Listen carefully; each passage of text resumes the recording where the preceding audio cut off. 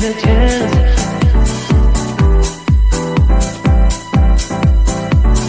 Telling me to dance, taking a chance.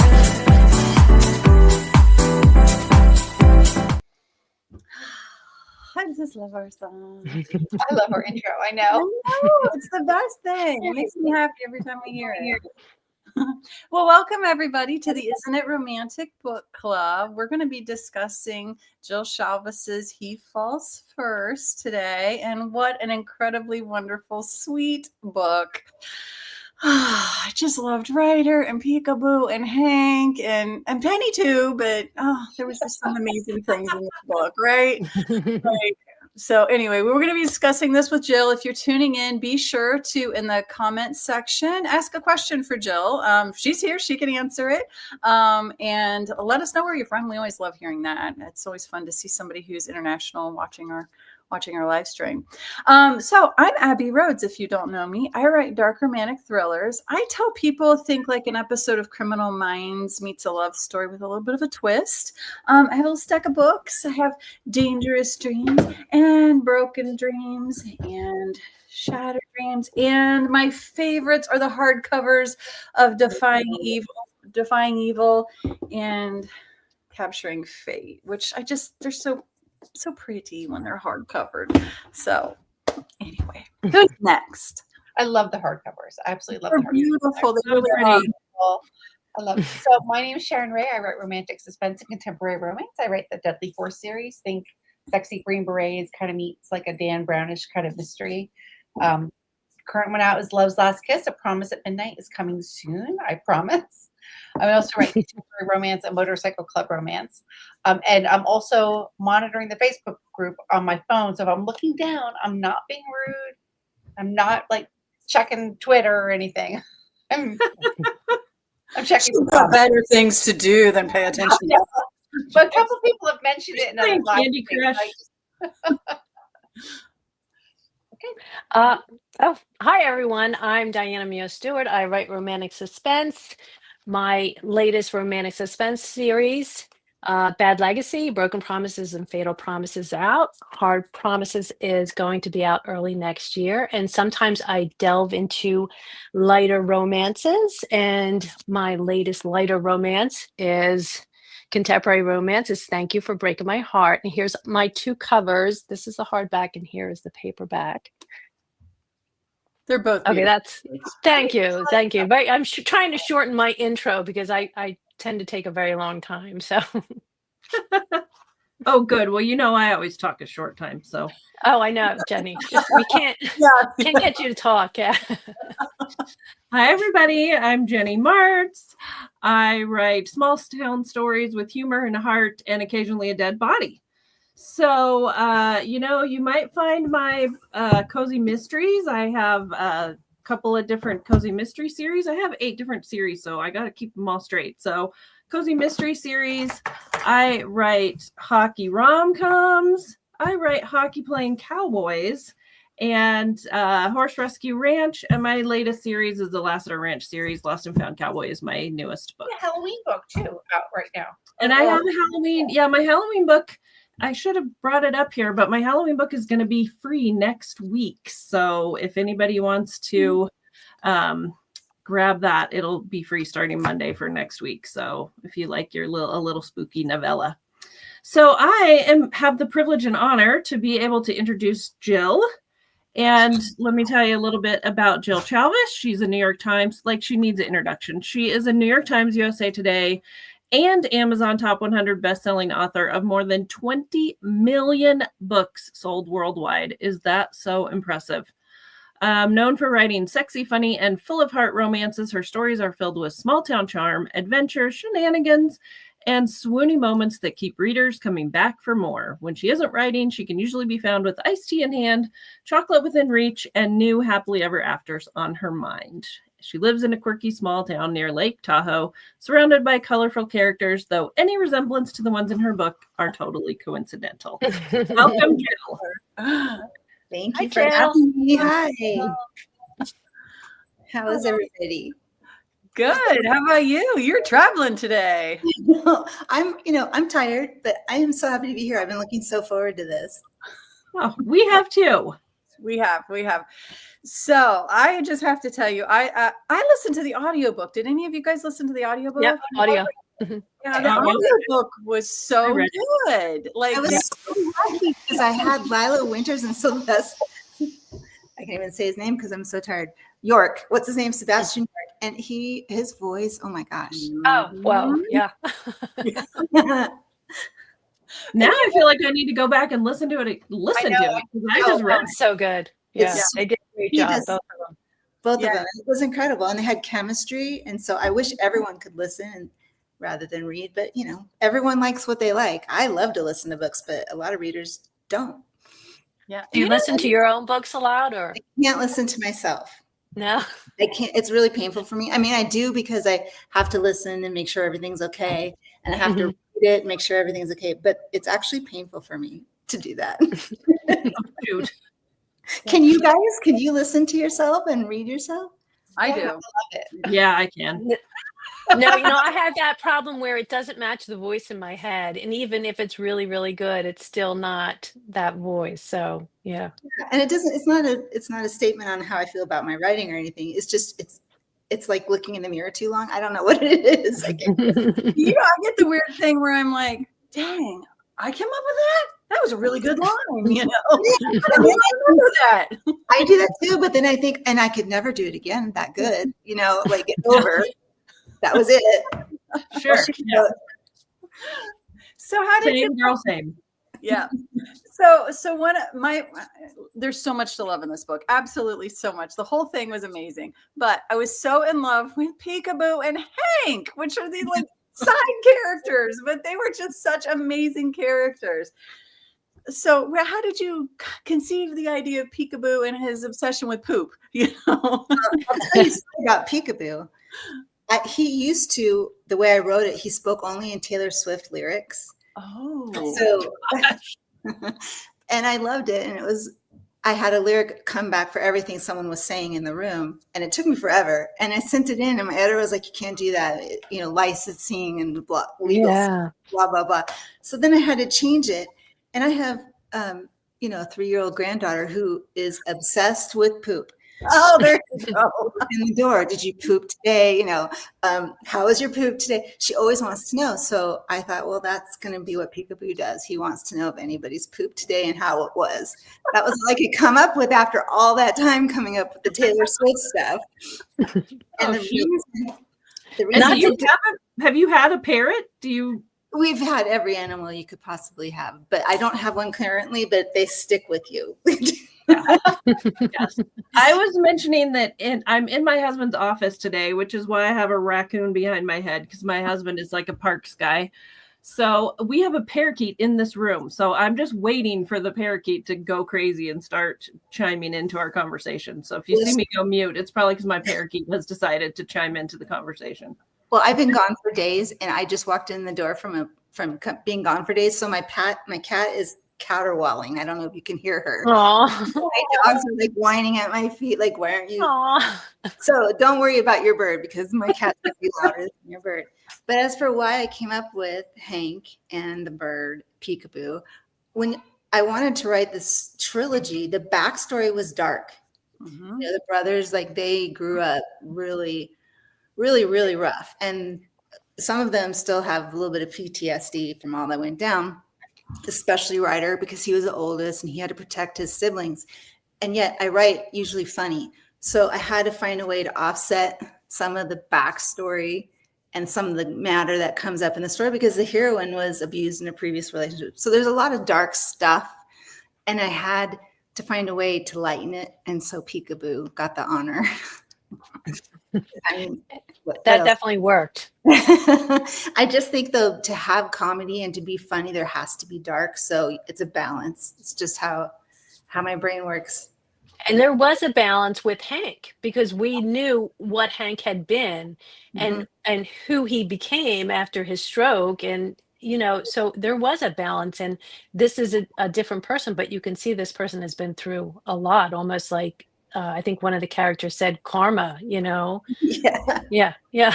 So what happens is the father was abusive. He had 2 strokes and then a craniotomy. So what happens is now he's nonverbal and he's a sweet man, and nobody knows if he has memories of the past, but he walks around patting his sons on the head and, you know, just doing things that they had never had from him before. And so it's kind of a mind game for the poor heroes in this series.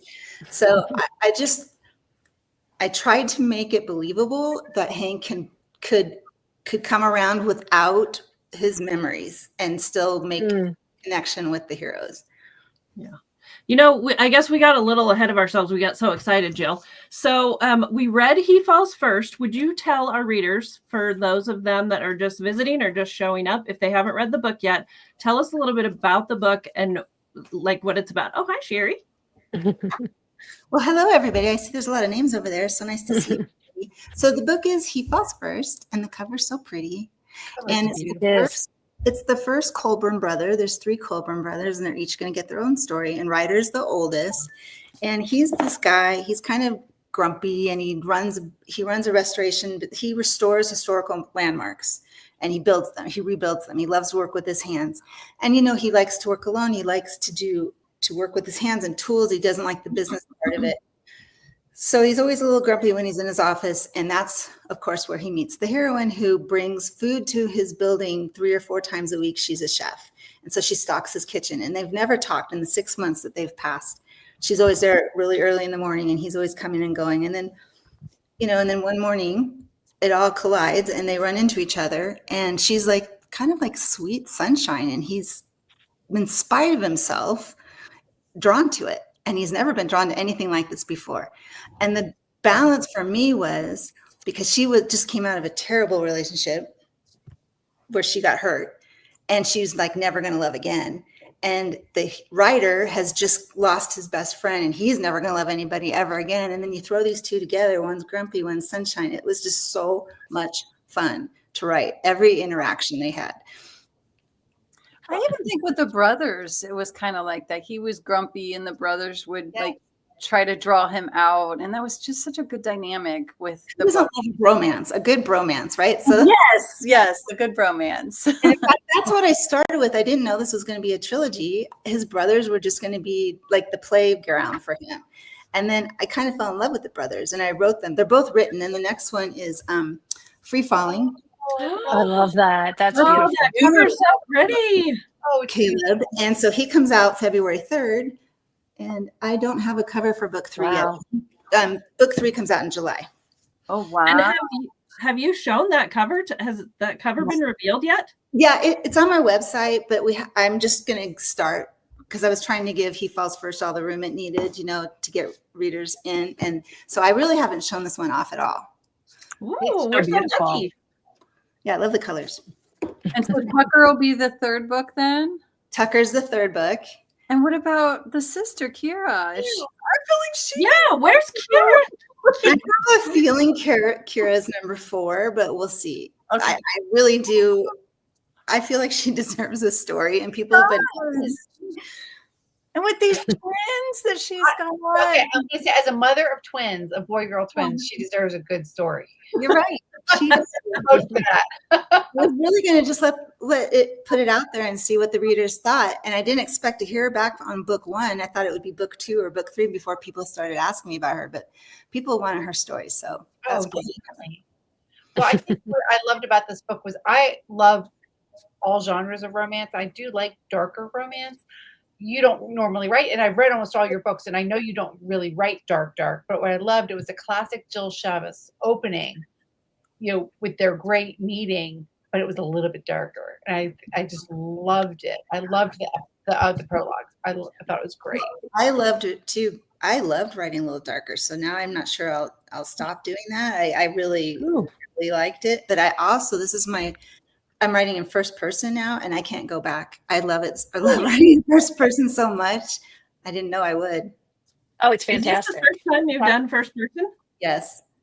I want to try it too. I'm afraid to try it too. I love writing in first. I like both. I loved it. You can go so much deeper into a point of view. I just loved it. I hope readers do, because I'd like to stay.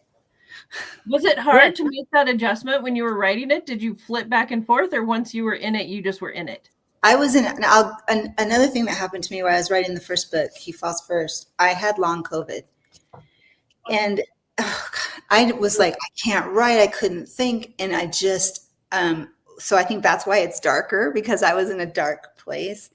So it took me a lot of drafts, because not only was I not feeling well and in a dark place and feeling like I would never feel better again, I had this backstory. So everything felt so dark, but I was in it. So what happened, I wrote the first draft and I made a lot of mistakes between I said and he said, right? Because you're changing tense. And I just went through it a bunch of times. I had friends read it, had editors read it, and we hopefully caught them all. But once I wrote that book, I've written book 2 and 3, and I never made that mistake again. Probably because, one, I'm feeling better, but I got in it. Right. Good for you. That's a lot. I think you did a great job with that. And I know that experience of, not being in third person and what am I doing? Right, exactly. Do you guys all write in first person now? I write in third, and I've been thinking about the next one doing first, but I've done both. Yeah, I do both. Yeah. But I have to really focus. And I have to say, when you're talking about your books, I mean, I'm reading all of them. They all sounded so good. Thank you so much. Well, we all met and I writing for source books. That's how we all met. Oh, so you all write for source books? We did. We all have. Yeah, we all have written for source books, right? We all have books with source books. Yeah. I have books with a lot of publishers. I've hopped around. You've hopped around. Me too. Well, and you have a lot of books, and Jennie has a lot of books too. So we're trying to catch up to you guys. Writing quickly. Yes. So is this where you write? Is this your writing room, or put us in your writing room? This is actually my kitchen. Okay. Kitchen's behind me. You can't see it. This is the dining room, and this is my Okay. one of my decks. I live in Tahoe, so it's really green right now. Wow. But I don't have an office. I'm ADHD and unmedicated, so I bounce. So I'm either on the couch or I'm at the river. We have a lot of land, and if you go that way, there's a cliff, and then there's a river. So I write outside. I go to the lake. You take your laptop to the lake and you write at the lake? Yeah, I don't have a desktop. Oh, I love that. I don't have an office. I mean, I could, but I don't sit well, so I have to move around.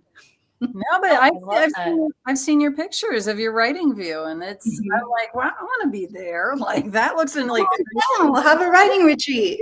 Right? So is outside your favorite place to write? Yes, but it's hard because winter's coming, so it's getting colder. It snowed last week. It didn't stick, but once it snows, it's hard. I have really good gear, so I'll my husband will clear me space, and I'll get out my little lounge chair on top of the snow and be bundled up and write. I love to do that, but I also write in front of the fire. I'll sit in the den and write in front of the fire with the dogs at my feet. It's very nice. You're hardcore, lady, going out there in the snow. I just cannot sit behind a desk. I don't know what that is. Oh.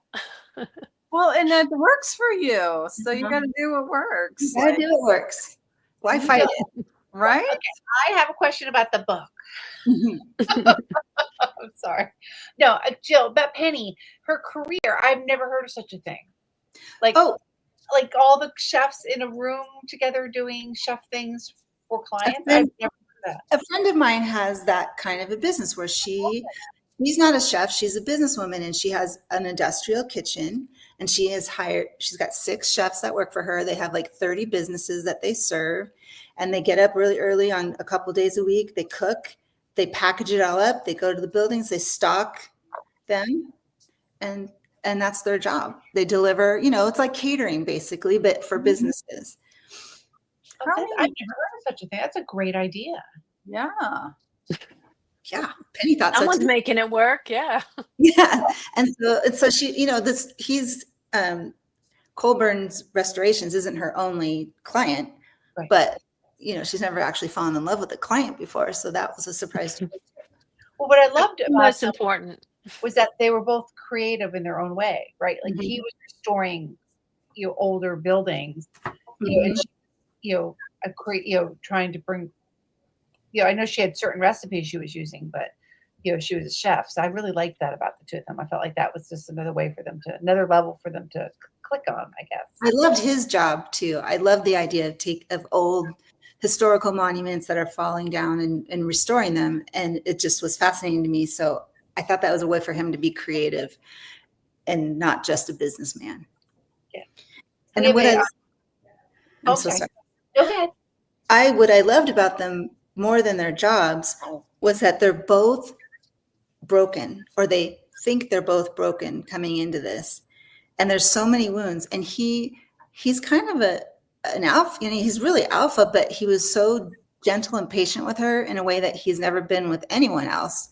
And I think that surprised me out of everything. I thought he would be a little pushy about pushing her into this, and he was the very opposite. And is that your favorite of? Yeah. Sorry, he was just so protective. I loved that. And I feel like that was, his nature from when he was young and protecting his siblings. And I loved that, just the forward, giving us such, 1 or 2 pages, and we knew everything about this guy and we knew exactly who he was. And so as soon as we met him and he started having this kind of protective feeling towards Jennie's rose. Penny, we're like, yeah, that tracks. That's exactly. Well, I also love her teenage brother. I mean, I loved her teenage brother, and I loved her sex talk with her brother. Yes. So Penny is basically raising her grandma and her brother. It's almost, and I really love the relationship between Penny and her brother because they're really raising each other, Yeah, and he's such a smart ass. And I enjoyed that. Watching that. It's funny because it's a movie to me, and then I type it out for everyone else. But to me, it's a movie. Well, and I love that's that. how I write too. I see it as a movie in my head first. Mm-hmm. No, I was saying I love how she's so hesitant in some ways about her emotions, but when it came to her brother, she was so, even though it was so uncomfortable to talk about the potential of him having sex one day. I just loved that about the relationship. That was like she stepped up and she said what she needed to say, even though he was right. Don't be a fool. Yeah. And what was so funny for that was then he got to turn around and use that line on her. Yeah, I loved that. I love that. He tossed that line out to her. That was so fun. Well, do we see more of these side characters in the other books? In the second book, I mean, yes, you'll see them, but there's also new side characters because, readers are so funny. They either want connected stories or they don't. And there's no in the middle. They're either a series reader or they're standalones. And I've been straddling that line. I've written both connected series and both standalones so that everyone would have something to read. But in this story, I kind of wanted it to be both.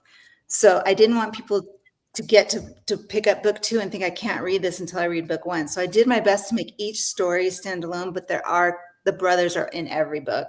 Mm-hmm. The girls are in every book, and some of the side characters are in every book. Is Hank in every book? Yes, Hank's in every book. Okay, that makes sense.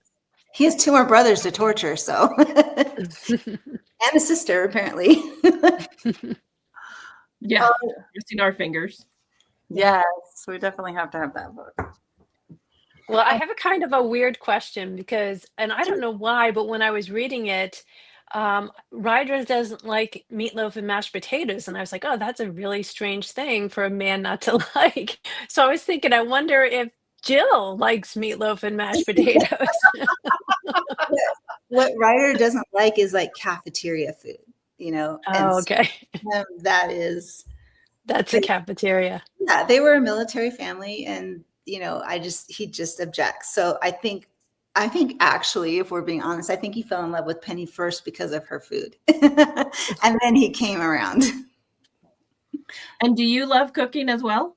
I hate cooking. I hate it. My husband does almost all the cooking. I will if I have to, and I'm fine at it, but I'm not. It's not what I want to do after writing all day because they're both creative and my brain is done by the end of the day. So I do when it's my turn, but I don't enjoy it. But I loved that Penny did because I've always wanted to enjoy it. So I got to write a character who did. And it was Penny gave him her easiest chocolate chip cookie recipe. Mm-hmm. And I love baking cookies. So I personally just love baking cookies. And so when he's making this recipe and then he turns a pot upside down and puts the cookies on top of the pot in the oven, I'm like, oh my gosh, what a guy thing to do. You have a cookie machine. That's what you're supposed to do. What a guy thing to do, And I love that too. I love that she challenged him that way. Like, you think you're so hot, go make these cookies and see what happens. But he did. Mm-hmm. He did. On the bottom of the pot, yeah. I mean, they weren't very good. I wonder if that would work. Would that really work? Did you test that? I did not test that. I just thought, what would a guy do? He's not going to have a cookie sheet. This is not a guy who has a cookie sheet. But he has a pot, at least one. Yeah. And they kind of look the same. If you turn them over, it's the same material. I see the rationale. Oh, that's funny. It was. Well, we love talking about the book, but we also love asking our authors about their like writing, I don't want to say procedure, but their like writing life. So tell us about a day in the writing life of Jill Shalvis. Well, first of all, I don't recommend this job. None of us do. Too late. I mean, you have to really love it. And I do. I love the writing part of it, but there's a lot of parts that I don't love. What you don't see is all the admin work we have to do, all the social media work, all the shilling we have to do, all the travel. It's a lot. But the writing part, I mean, I'm uniquely suited for nothing else. I like, we get to make shit up for a living. Name a better job than that. Right. So it's a little bit torturous because I have to, I wake up and I go through emails first and I do all that sort of thing.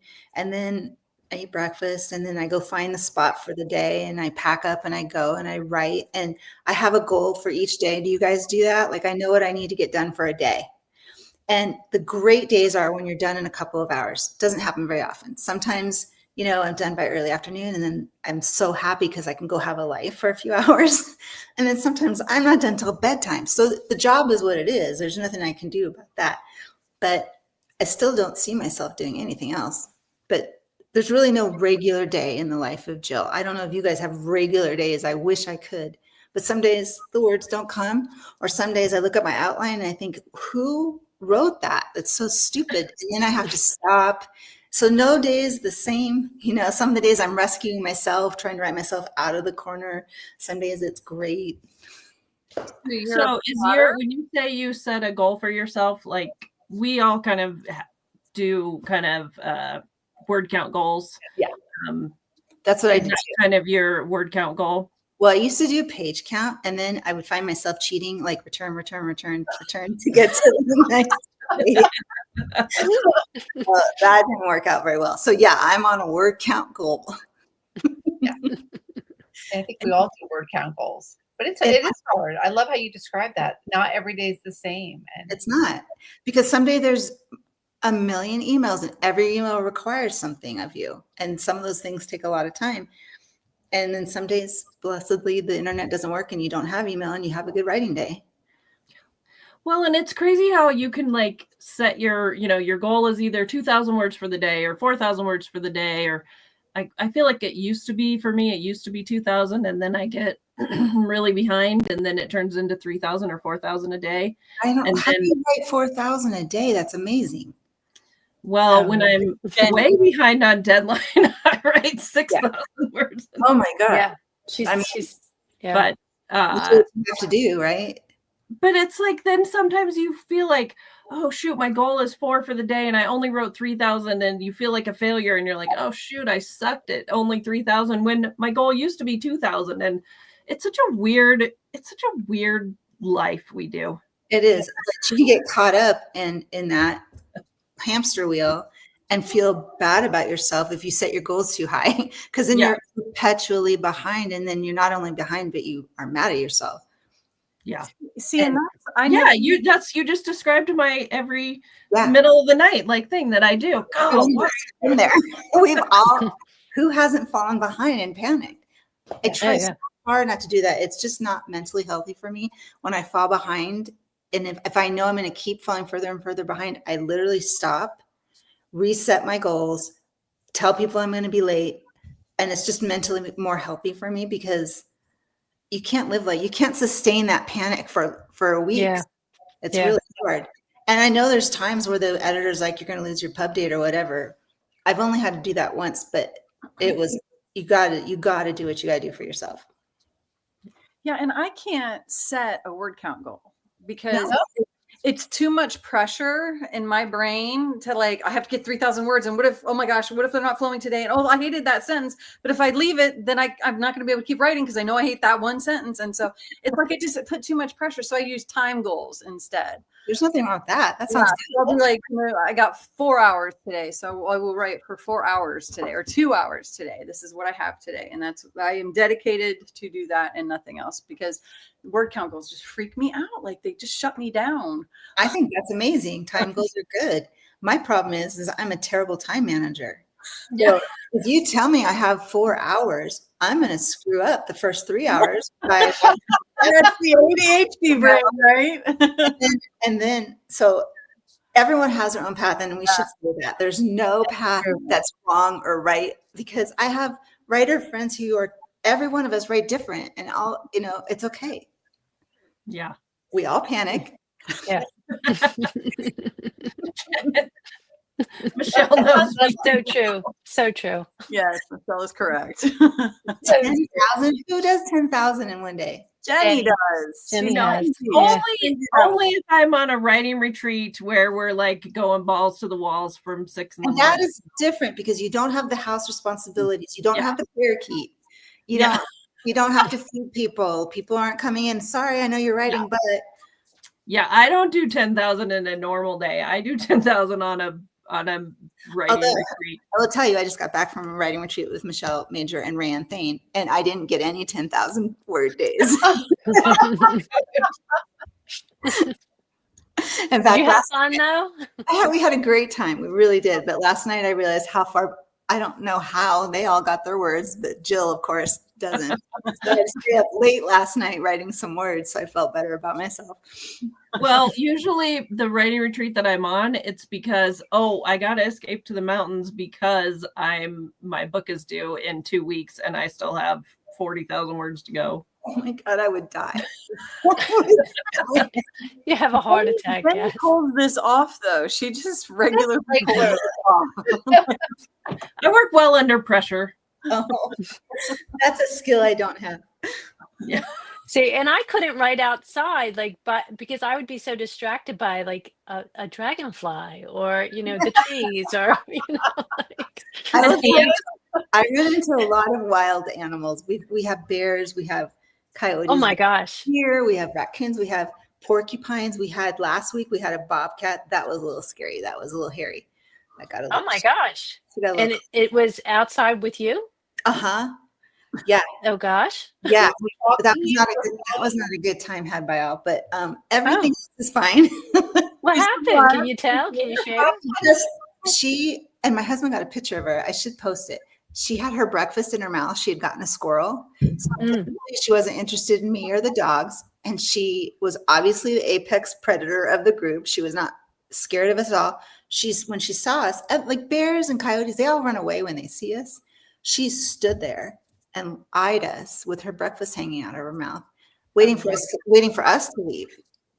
Oh, My husband threw rocks and stuff, and she's like, "I'm bigger, I'm badder, I'm not going anywhere."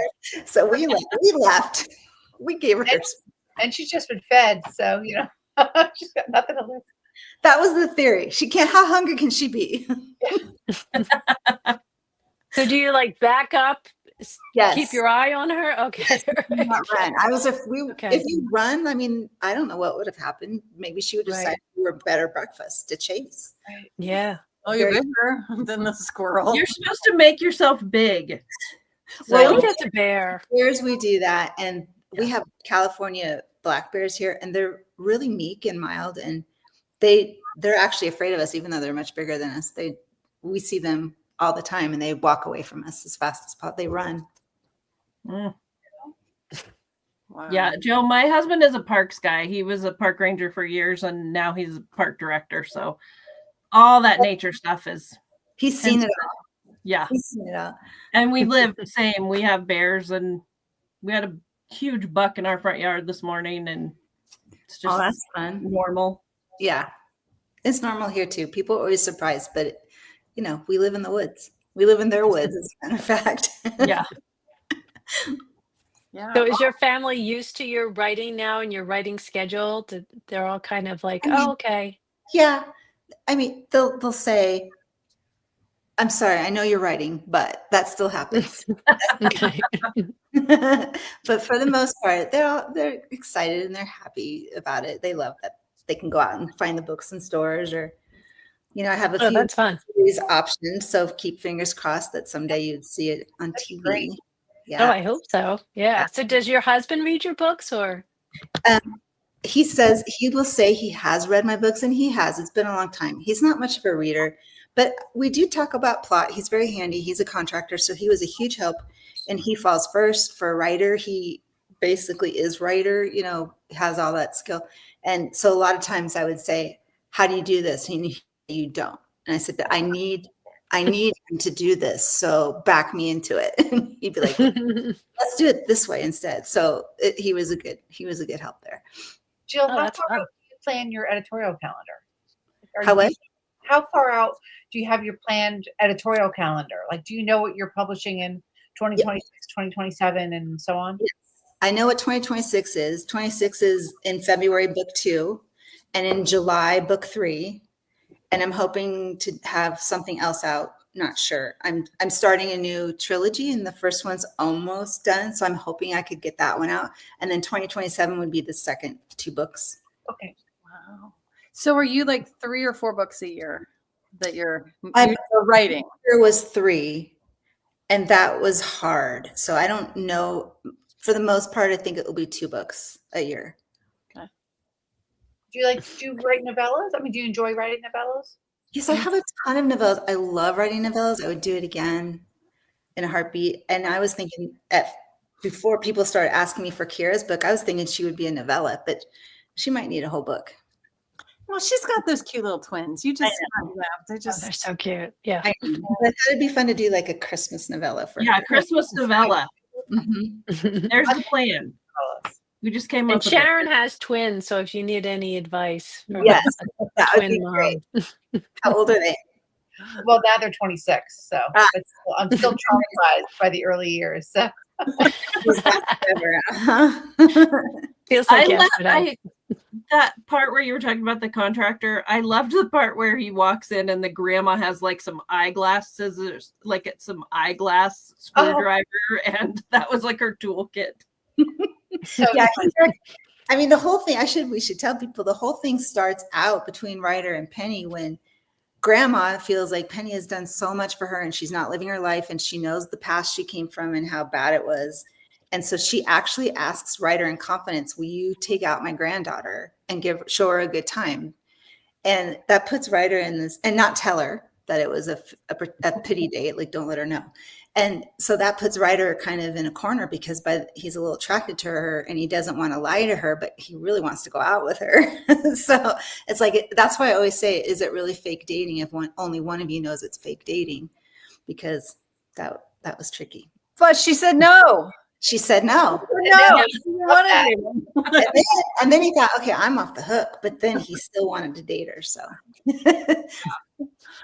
Oh, They were adorable together. they really were. So Jill, who's your auto-buy authors? Like who are just your favorite people that you just love to read, or author friends? Like who are you? I have a lot of author friends and I read them all, but I'm a romantasy reader right now. I'm in my romantasy era. So I inhaled Akatar, the whole series. I inhaled the Fourth Wing series. And, that's just where I'm at right now. And the really hard part about that is these romantasy books have such high stakes. And then I read them and love them so much. And then I come back to my contemporary romance where there's no high fae, there's no dragons, there's no guns, no zombie apocalypse. And it takes me a minute because these don't have those kind of stakes. So I don't know. I'm thinking, maybe someday I'll try out one of those and see how it goes for How myself. fun. Yeah, and it's funny because I get to the point where I'm reading some of those books and I'm like, God, why am I even writing? Like, Exactly. why am I even? That just means our heart needs to give it a try. Yeah. But you did have a little bit of magic. There were the stars and, the 3 stars and meeting that you're I going to love fall in love. Yeah. Yeah, there was. So the legend of Star Falls goes, and this is what really screws Ryder. If you see 3 stars arcing across the night sky falling in unison, you're going to find your soulmate. And a long, long time ago, I saw one picture on Tumblr that was 5 guys sitting in lawn chairs toasting to a gravestone. And that it was such a moving picture. Like you just knew they had lost one of them. And so that's what started this for me. I knew Ryder and his brothers had lost somebody. And so that's where I started with the plotting. But when early in the book, Ryder is sitting at a gravesite of his best friend and business partner that he had lost. And and his brothers are with him, and he looks up and they see the stars. And their reaction is, oh, hell no. Like, I didn't see it. Nobody saw that, right? That's too cute. No, I love that. I love how they would tell each other about it then for the rest of the books, or for the rest of that one book. Yeah.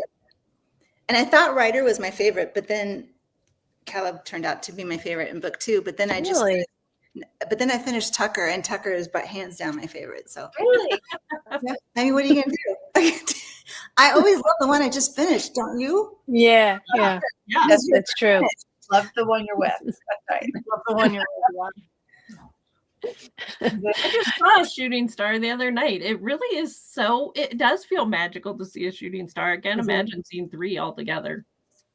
Right. Well, I try to make it as hard as to be real as possible because I wanted only 3 people to actually see it. So True. Can't be an every night occurrence. Yeah. Exactly.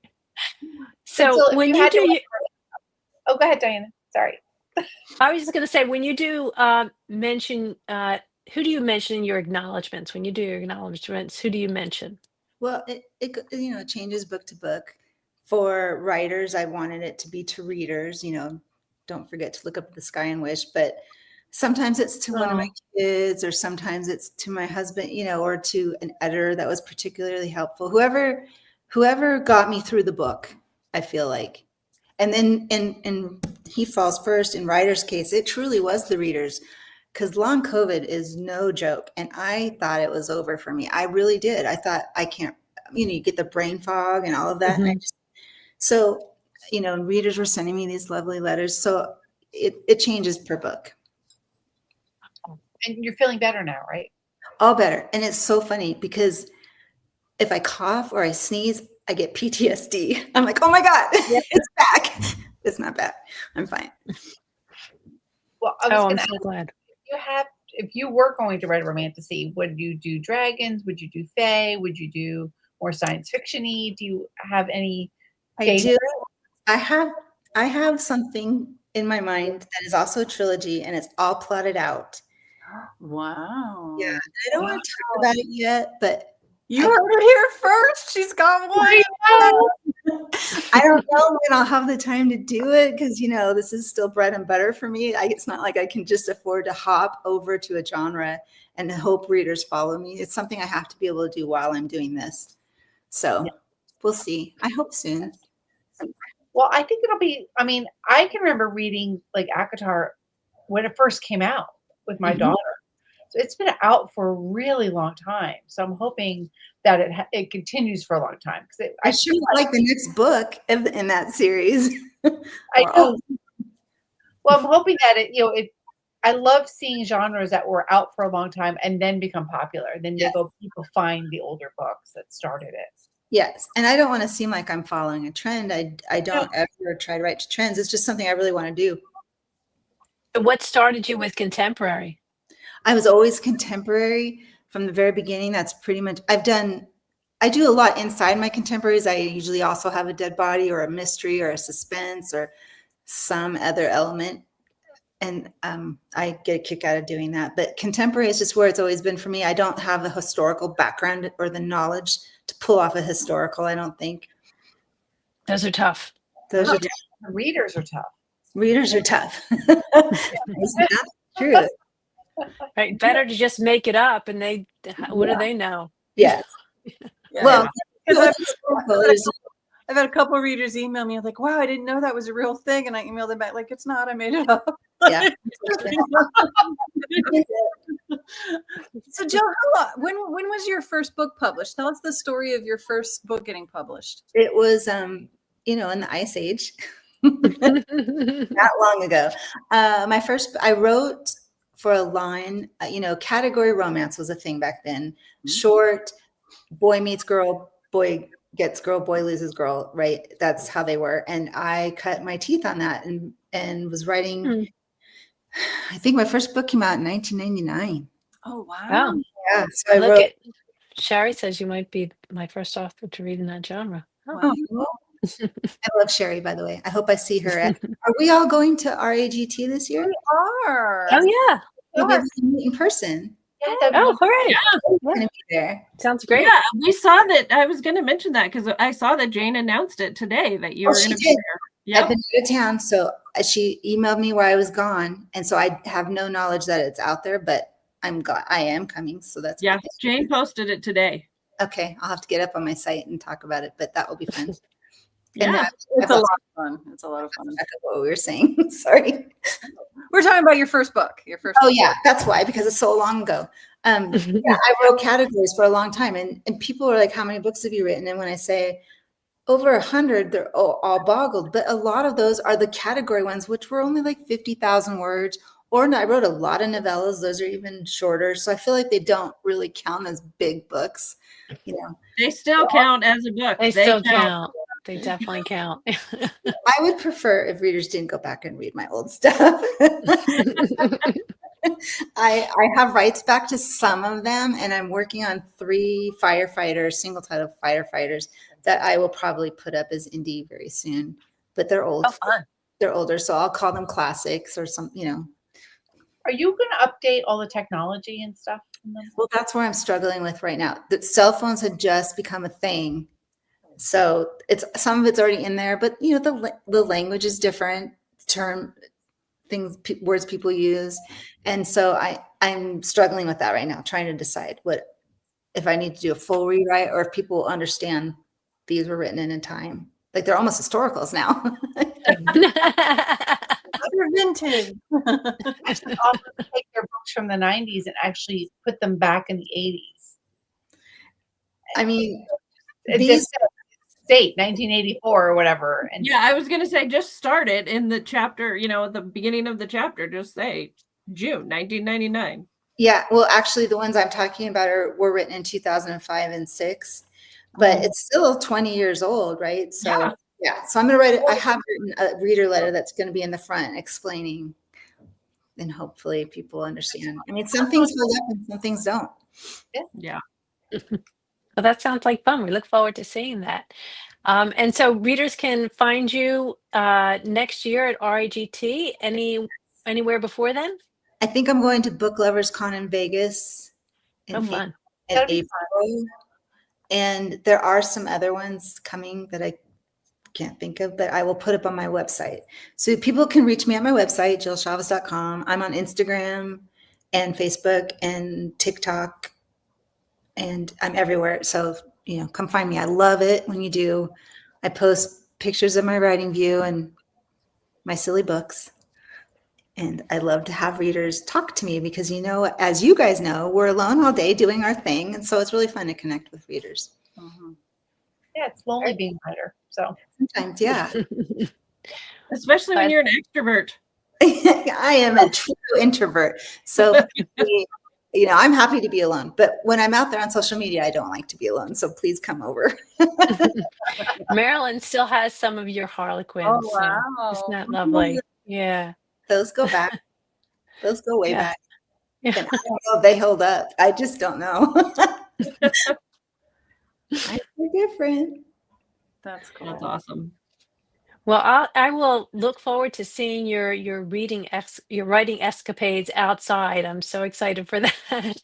Like seeing all sorts of wild animals and stuff. So yeah, if you can focus, if that's what it takes to focus, yeah, Yeah.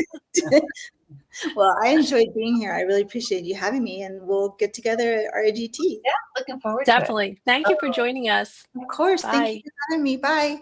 Bye bye. Bye. Thanks, Jill. Wow, that was so fun. I hope you guys I just love that book really so loved much. that. It was It's really fun. adorable. We're gonna have to think about having her back for book 2. Like that was, I just Yeah. Oh my gosh. Already love that book. It was so For good. Yeah. I know. It was fun. really fun. It was fun. Well, are we ready to have another fun book next month? We are gonna November is gonna be fun. With Thanksgiving coming, we're gonna go, I think, the week before Thanksgiving, so a little bit shorter this time, a little bit tighter up in the month, but we're so excited that we are going to have Michelle Major back, and we are going to read her brand new book, Someone to Hold. It just came out today. So So cute. happy book birthday, Michelle. This cover is Michelle, so, I'm looking forward to reading that. yeah. We'll read it. All right. So we'll Awesome. be excited to have Michelle here next month. All right. We'll see you at the end of November, right before Thanksgiving. Have a good night, everyone. Bye. Bye, everybody. Bye.